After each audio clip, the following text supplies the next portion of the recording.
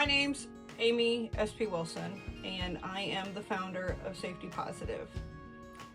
This message is wanting to bring attention and bringing about a concept that moving forward I am going to call Team Safety Day. Now, why in the world would I be talking about a Team Safety Day? Well, think about it. We have October's Disability Employment Month, July's Disability Pride Month now.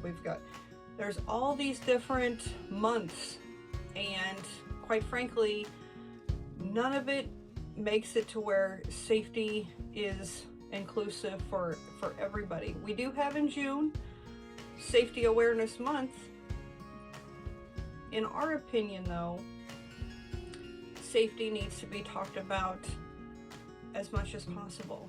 And so moving forward, on the 3rd of every month, we're starting this August 3rd, 2026, but we are going to have discussions, panels, different types of events to bring people together as a community to say, we're here for team safety.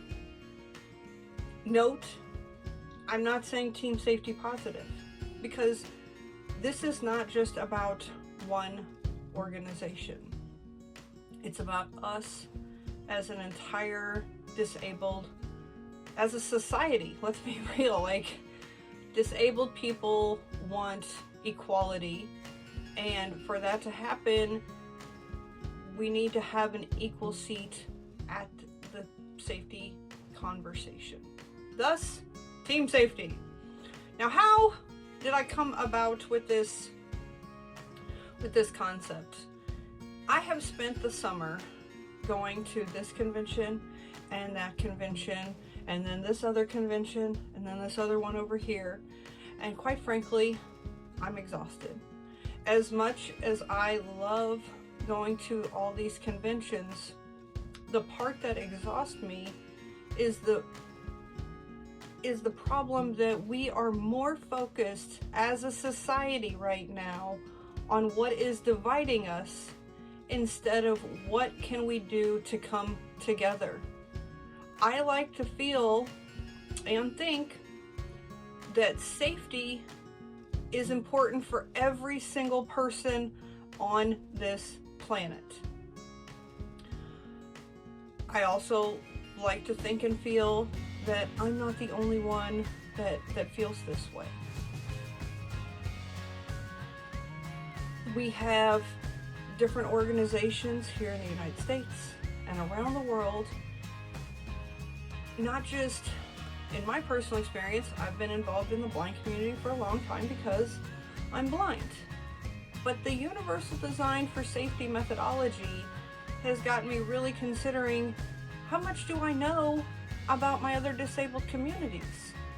You know, have I taken the time to go to a cerebral palsy conference? Maybe an ADHD conference? No, I haven't. And that is on me. And I'm not saying that if you're somebody that, like me, who has been really involved in the blind community, where you should feel ashamed that you've not gotten involved. But the idea is, the disability community is the largest minority on the planet. 1/4 of the world's population is disabled in some fashion. And yet, over the centuries, not just decades, centuries, we are remaining divided instead of focusing on how can we bring people to the table. There's even infighting within the disabilities organizations. I know in particular with the blindness community, this organization believes this way and this organization believes that way, and we can have our different philosophies. I'm not saying we shouldn't have our different philosophies. What I'm saying is, when we can agree on things such as we are all allowed to be treated with dignity and respect, and we are allowed to disagree with one another, think of the changes we could make as a society, as a community. This gets me really fired up for the possibilities, because I'm fully aware I don't know all the things when it comes to safety. This is why I constantly say I'm a work in progress, and I don't know all the stuff when it comes to running a business, and I'm not going to pretend to, but I can very much understand, after hearing countless people from across our country, that we have so much intersectionality within a community that it's hard to just say we're just serving the disabled or we're just serving the blind community. Because if we're being honest with ourselves, blindness is not generally just something that a person, it's, I'm blind and I don't have anything else going on. I'm the picture of mental health. My body is in excellent shape. I don't have any sensory needs, and I have a community that gives me a sense of belonging. It's not happening, and it frightens me, because I get to hear the stories of how people don't feel like they fit in to certain organizations because they might be blind and have MS, or blind and autistic, blind and not fitting into the standard blind box, I guess. When we shift our perspective and decide as individuals, and I'm not asking in any regard that organizations say, we're going to partner with Team Safety. I'm not asking that. What I'm asking is for us as individuals to say, I am part of this organization, and yet I believe that when we work together, that we can make more change to provide more safety for everyone in the disabled community. Giving them an equal seat at the table, whether it's by raising issues.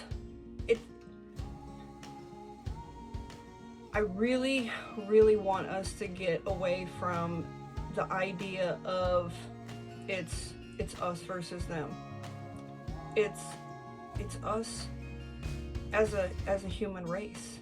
It doesn't have to be just the people in the disabled community that are saying to themselves, like, yes, I want to be part of Team Safety. I want people in the non-disabled community to say, this is important, because I know somebody who has a disability that doesn't feel included. They don't feel safe. They're struggling with their mental health. The list goes on and on. And so I'm humbly saying that every month on the 3rd, it's Team Safety Day.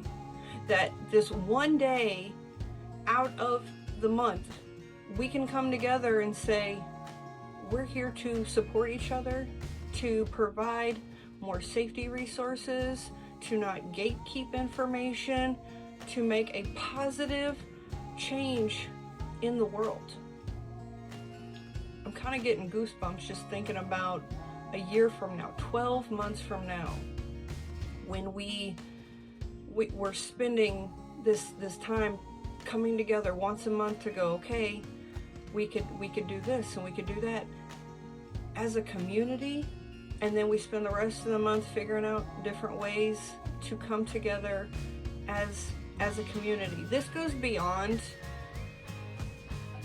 organizations. It goes beyond political affiliations. It's about people coming together to say, I want a safer future for myself, for my family, for my friends, for our society as a whole.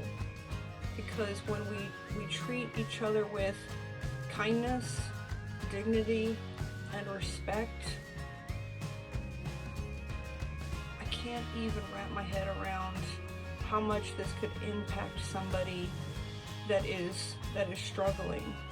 There is lots of fear of being diagnosed with a disability.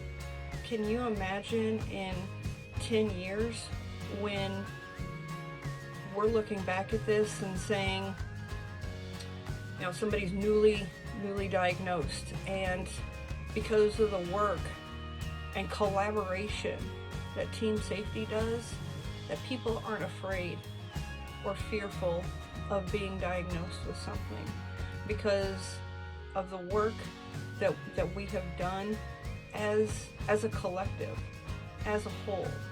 I don't even want this to be like, we're not getting into a whole groups thing, titles. I don't want none of that. I don't want any of it. I want people focusing on what can bring us together for safety. That's it. Just this is my hope. This is my aspiration for what I think we as people can do as a collective to bring good to our world. Now, if you're sitting there listening to this and thinking, okay, I'm with you, like Team Safety, let's do the thing. Take a moment today or this month between now and next time, do some research.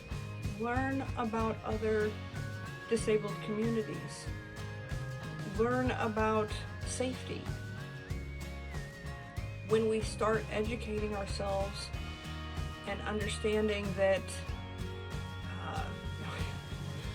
side note here, there's a comedian, very famous comedian, and they were sharing about their experience at their first convention as a disabled individual.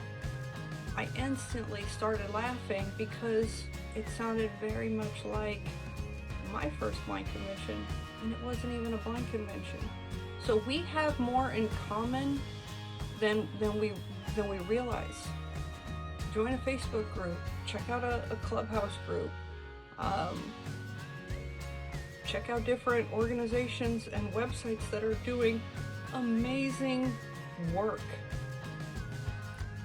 Support them, subscribe to their newsletters, get curious, and stay curious on how we as a collective can support one another and make it a safer world. That's all I got. Thank you for listening.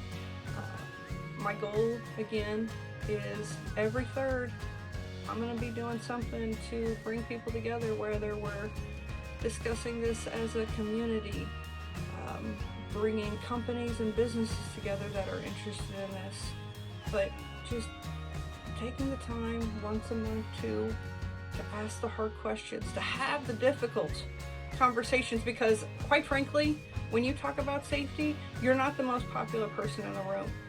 You're not, because you ask the hard questions. How are people staying safe? People don't want to answer these questions, and I'm not asking for answers. I'm asking for curiosity to ask the questions. Be brave and be bold, because when we start asking those questions and discovering how things are really working, it can change lives. I like to say that it's not a matter of if, it's a matter of when we can make positive change. Because I personally believe no one, and I mean no one, should navigate their safety alone.